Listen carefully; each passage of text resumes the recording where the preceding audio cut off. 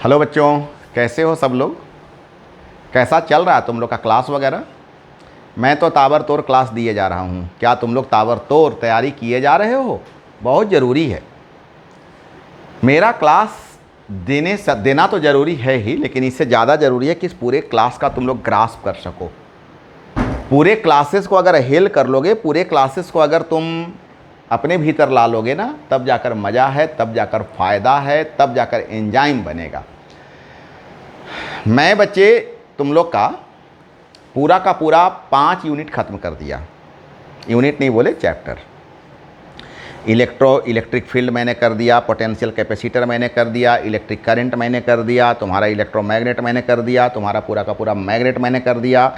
और अब तो मैं इंडक्शन का लास्ट क्लास लेकर के आया हूँ।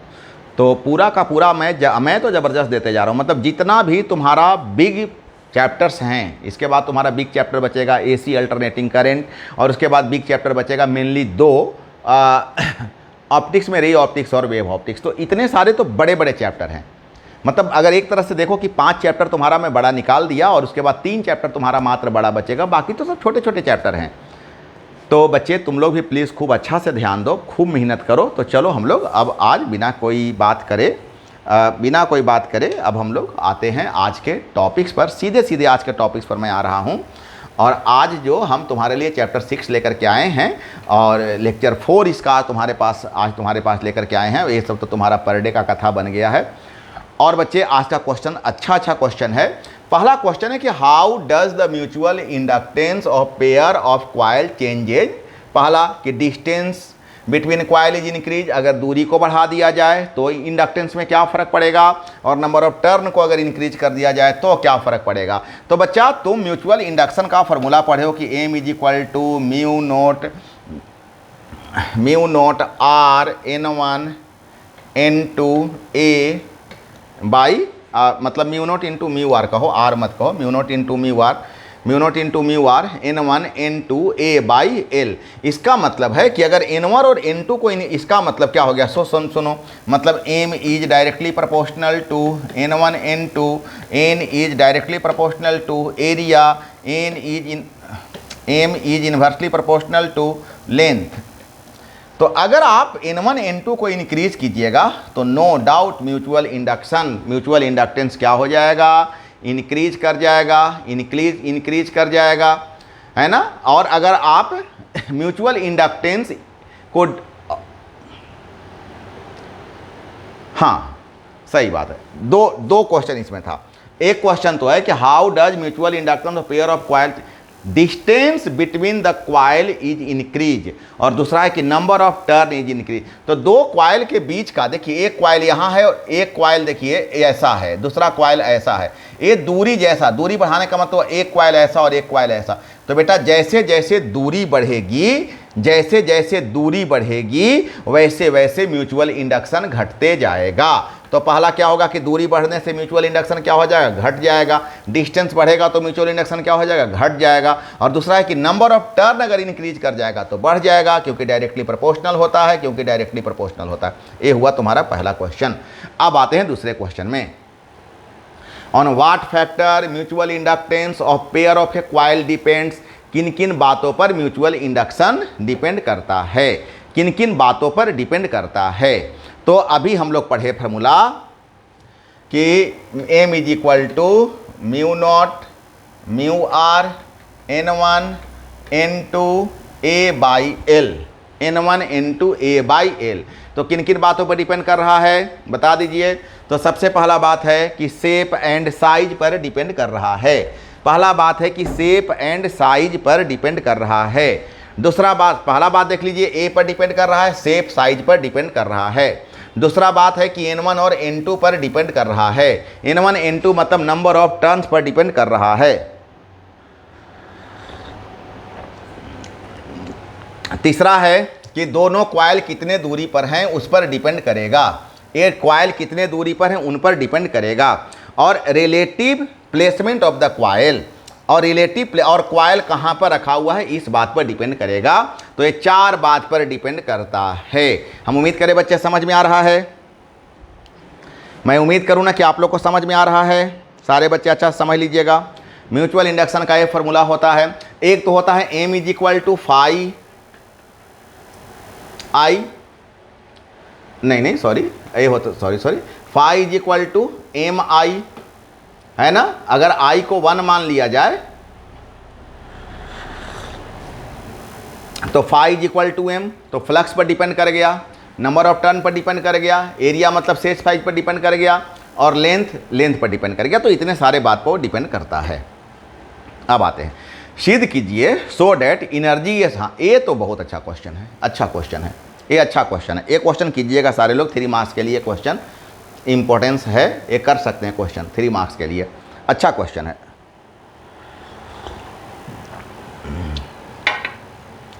So that energy stored in an inductor L when A current I is establish through is given by. सिद्ध कीजिए कि कोई इंडक्टर एल है जिसमें विद्युत धारा आई प्रवाहित हो रही है, तो उसमें संग्रहित ऊर्जा निम्न किस प्रकार से दर्शाया जा सकता है। ये देख लीजिए, मैंने एक इंडक्टर ले लिया, इंडक्टर का length by the way inductance उसका बाई द वे एल लेते हैं, करंट आई है, इलेक्ट्रोमोटिव फोर्स ई है, तो हम लोग पढ़े हैं कि E is equal to minus L D I by D T, E is equal to minus L, minus ले भी सकते हैं नहीं भी ले सकते हैं, डायरेक्शन को रिप्रेजेंट करता है, ये डायरेक्शन को रिप्रेजेंट करता है, कोई मतलब बहुत ज़्यादा नहीं है। ऐसे हम यहाँ लिख देते हैं कि negative sign show that the opposite direction of current E, और मतलब क्या होता है, देखिए हर बच्चे जानते होंगे कि करंट अगर इधर फ्लो करेगा तो इलेक्ट्रोमोटिव फोर्स का डायरेक्शन इधर होगा, तो ये दोनों अपोजिट डायरेक्शन को दिखलाने के लिए माइनस साइन का इस्तेमाल किया जाता है। हाँ बच्चे, यहाँ निगेटिव साइन ले भी सकते हैं नहीं भी ले सकते हैं, इसका कोई बहुत ज़्यादा मतलब नहीं है। अब आइए D Q, charge through the inductor.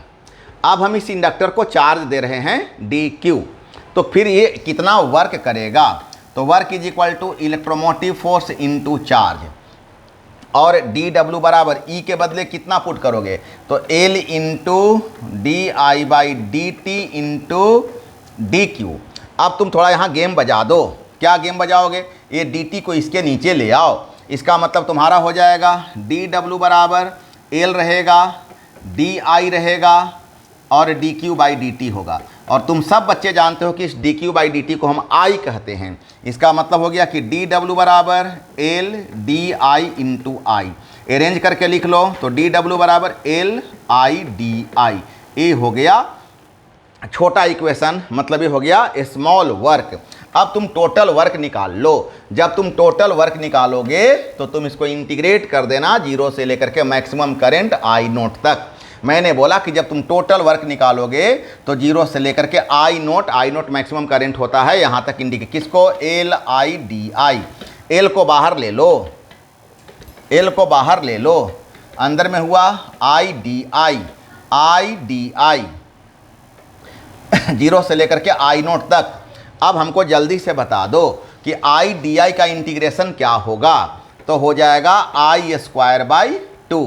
Integration सभी बच्चे को आता होगा कि integration of X N D X is equal to X N plus 1 by N plus 1। Power में हम एक जोड़ते हैं और उतना ही से डिवाइड करते हैं।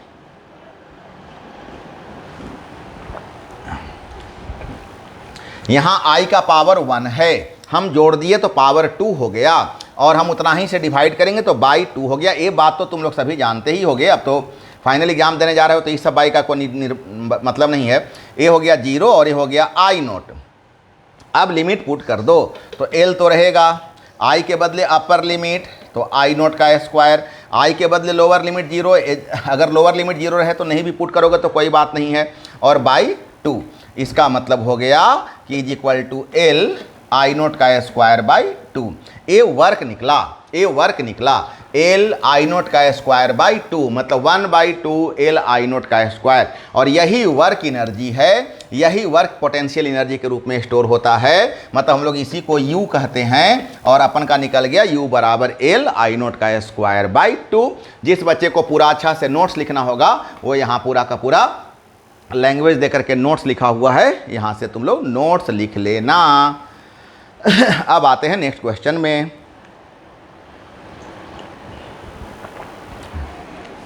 आज ख़त्म कर लेना है दोस्त, आज चैप्टर को फिनिश्ड। अब 2-3 क्वेश्चन बचा हुआ होगा। सीरीज में जोड़ेंगे तो क्या होगा, पैरेलल में जोड़ेंगे तो क्या होगा। अब 2-3-4 क्वेश्चन बचा हुआ होगा, फटाफट निकल जाएगा। अभी है कि अगर 2 कॉइल का सेल्फ इंडक्शन L1 और L2 है, इसको हम सीरीज में जोड़ देंगे तो इसका इक्विवेलेंट क्या होगा। तो सीरीज में इक्विवेलेंट होता है L1 प्लस L2, सीरीज में होता है L1 प्लस L2। कैसे होता है अब यहाँ पर देख लो। मान लो हम ढेर सारे ले लिए, L1 L2 L3 Ln, बहुत सारा ले लिए और हम सीरीज में जोड़ दिए, तो इलेक्ट्रोमोटिव फोर्स जो इसमें होगा वो सभी के सम के बराबर होगा। मतलब E बराबर E1 प्लस E2, E बराबर, तो अब देखो यहीं पर पुट कर दो, E बराबर क्या हो गया E1 प्लस E2। देखना कितना लॉलीपॉप यहीं से बन जाएगा। अब बोलो E के बदले क्या पुट करोगे, तो L into D I by D T.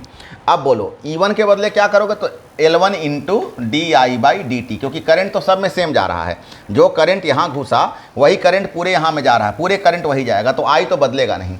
और plus L2 into D I by D T. अब देखो सब का D I by D T common लेके काट देना, इसका मतलब L is equal to L1 plus L2। अब इसी को मैंने पूरा डिटेल यहाँ से यहाँ तक तुमको कर दिया और फाइनल रिजल्ट आया L is equal to L1 plus L2। बच्चे अगर किसी को फास्ट लगता होगा कि सर थोड़ा फास्ट निकाल रहे हैं, मजबूरी है समझना, फिजिक्स का क्वेश्चन है, इतना क्वेश्चन अगर एक दिन में पढ़ना है और एकदम से स्लो क्लासरूम और के जैसा अगर पढ़ा देंगे ना, तो एक क्वेश्चन में ना एक दिन लगा क्लासरूम में हम लोग बहुत टाइम देते हैं ना, तो वहाँ पर फिर तुम्हारा सोचो कितना ज़्यादा लंबा क्लास हो जाएगा। तो जिस बच्चे को थोड़ा फास्ट लगे उनका फिर तरीका यही होता है कि हम एक से ज़्यादा 2 बार 3 बार 4 बार रिवाइंड कर करके सुनेंगे, वहाँ जा के फिर सुनेंगे, तब फिर उनको कोई फ़र्क नहीं पड़ता है ना। बस ये हो गया हम लोग का सीरीज। अब हम आते हैं पैरेलल में कि L1 और L2 दे दिया गया, अब इसको हम समांतर क्रम में जोड़ दिया गया है। अब इसको अगर पैरेलल में जोड़ दिया गया है तो फिर बताओ कि इक्विवेलेंट क्या होगा। पैरेलल का मतलब देखो, इसके पैरेलल यहाँ से करंट जाएगा, इसमें भी जाएगा, इसमें भी जाएगा, इसमें भी जाएगा, तो यहाँ पर जो करंट है वो करंट बट गया, I1 में बट गया, I2 में बट गया, I3 में बट गया, मतलब I is equal to I1 plus I2, I is equal to I1 plus I2। जरा गौर करना, I इज इक्वल टू क्या हो गया I1 प्लस I2। अब फॉर्मूला तुम क्या पढ़े हो क्या फॉर्मूला पढ़े हो बताओ। हम लोग ऐसा करते हैं, इसको डिफ्रेंशिएट कर लेते हैं टाइम के रेस्पेक्ट में। तब ये हो गया D I by D T, ये हो गया D I one by D T, और ये हो गया D I two by D T. अब यहीं पर हम लोग वैल्यू पुट करेंगे। देखो अभी तुम फार्मूला पढ़े हो कि E is equal to L into D I by D T, तो बोलो D I by D T बराबर क्या होगा, क्या होगा बोलो, E by L, E by L, E by L. चलो इसको मैं थोड़ा सा फ्रेश बना देता हूँ। इधर मैंने बोला कि जो I था वही टूटा 2 हिस्सा I1 और I2 में, इसको हम डिफ्रेंशिएट कर लेते हैं विथ रेस्पेक्ट टू T। इसका मतलब वो ये हो गया D I by D T, ये हो गया D I one by D T, और ये हो गया D I two by D T.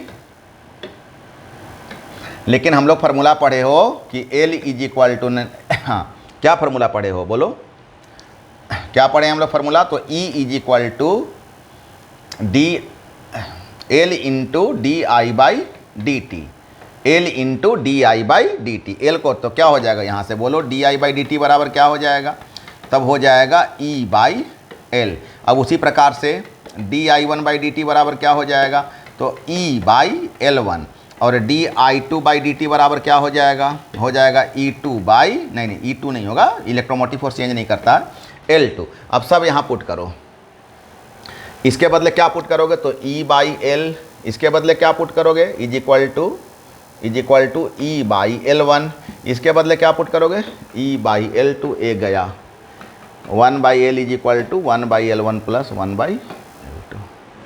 तो ये हो गया सीरीज भी और ये हो गया पैरेलल भी देखो पैरेलल भी 1 by L is equal to 1 by L1 plus 1 by L2, parallel भी हो गया। अब हम लोग आते हैं अगला क्वेश्चन में कि एक कंडक्टिंग रॉड है, moves with a certain velocity, वो भी वेग से बाय द वे या किसी वेलोसिटी से मूव कर रहा है इन यूनिफॉर्म मैग्नेटिक फील्ड, समरूप चुंबकीय क्षेत्र में वो सर्टेन वेलोसिटी से मूव कर रहा है। Derive an expression for the induced electromotive force, electromotive force के लिए आप क्या करो कि इसका एक्सप्रेशन डेराइव। दो चालक है, निश्चित वेग से समरूप चुंबकीय क्षेत्र में गति कर रहा है, छड़ के सिरों के मध्य प्रेरित विद्युत वाहक बल के लिए व्यंजक प्राप्त करें। तो ये तो एकदम लॉलीपॉप क्वेश्चन है, एकदम छोटा सा क्वेश्चन है। हम लोग फार्मूला पहले से जानते हैं कि F इज इक्वल टू होता है क्यू भी बी। वास्तव में पूरा मैं बता दूं तो पूरा होता है क्यू भी बी साइन थीटा। वास्तव में होता है F is equal to Q into V cross B. ये फार्मूला इलेक्ट्रोमैग्नेट में हम पढ़ा चुके हैं। अब ये भी B sine V cross B बराबर भी बी साइन थीटा। अब अगर साइन थीटा को मैक्सिमम ले लो 1 तो F इज इक्वल टू हो जाएगा क्यू भी बी। तुमको निकालना है वर्क निकालना है। तो क्योंकि जब तक वर्क नहीं निकालोगे इलेक्ट्रोमोटिव फोर्स नहीं निकलेगा, तो वर्क इज इक्वल टू हो जाएगा फोर्स इनटू लेंथ। बोलो फोर्स कितना, तो क्यू भी बी। लेंथ कितना, तो एल, मतलब डब्लू निकल गया। अब जब डब्लू निकल गया तो इलेक्ट्रोमोटिव फोर्स निकाल लो, वर्क बाई लेंथ, या sorry work by charge. Work कितना, क्यू भी बी एल, और चार्ज कितना, क्यू। तो क्यू कट गया और बच गया भी एल। और यही आंसर हो गया कि E इज इक्वल टू भी बी एल या बी एल भी, जो लिखना चाहो वो। अच्छा क्वेश्चन है ना। और बच्चा यहाँ पर आकर के तुम्हारा ये पूरा का पूरा यूनिट ही खत्म हो गया। यूनिट बोले तो पूरा का पूरा चैप्टर ही खत्म हो गया। ये तुम्हारा इलेक्ट्रोमैग्नेटिक इंडक्शन यहाँ पर आकर के फिनिश्ड हो गया बच्चा। एक बड़ा सा चैप्टर, एक खूबसूरत सा चैप्टर, पूरा क्वेश्चन बैंक का मैंने एक क्वेश्चन, ऑब्जेक्टिव, शॉर्ट, चाहे फिगर हो, चाहे किसी भी तरह का क्वेश्चन हो, पूरा का पूरा क्वेश्चन ही मैंने बच्चा यहाँ पर ख़त्म कर दिया। तो तुम लोग खूब अच्छा से पढ़ाई करना। मैं अपना नंबर तुम लोग के पास शेयर कर दे रहा हूँ, ताकि कोई दिक्कत हो तो इस नंबर पर तुम हम कोई भी क्यूरी मेरे से कर सकते हो। और सारे बच्चे हमारे चैनल को जितना विस्तार करा सकते हो, ये तुम लोग का एक सपोर्ट होगा मेरे लिए, एक हेल्प होगा। अगर मैं ईमानदारी से तुम लोग को मदद कर रहा हूँ तो फिर तुमको भी मेरे को हेल्प करना चाहिए। सारे बच्चे हमारे चैनल को लाइक करो, शेयर करो और सब्सक्राइब करो। और जितने 12 क्लास के 11 क्लास के बच्चे अभी पढ़ाई कर रहे हैं, उन सभी के बीच में हमारे चैनल्स को ले जाओ। अब मैं बहुत ज़ोर से, मतलब विद इन अ वीक मैं 11 के लिए बहुत अच्छा चैप्टर 2 से, मतलब वेक्टर से, चैप्टर 1 से एकदम मैं उनके लिए ऑब्जेक्टिव और न्यूमेरिकल्स लेकर के आ रहा हूँ। उनका भी मैं बहुत अच्छा सा तैयारी कराने जा रहा हूं। तो ये चैनल्स का जितना तुम लोग विस्तार करा सकोगे उतने ही ज़्यादा बच्चों को फ़ायदा होगा। तो चलो बच्चों, फिर अब हम नए चैप्टर के साथ तुम लोगों से फिर आगे मिलेंगे। तब तक तुम लोग खूब पढ़ाई करो, खूब स्वस्थ रहो, खूब भला चंगा रहो और मस्त रहो। Okay, bye bye.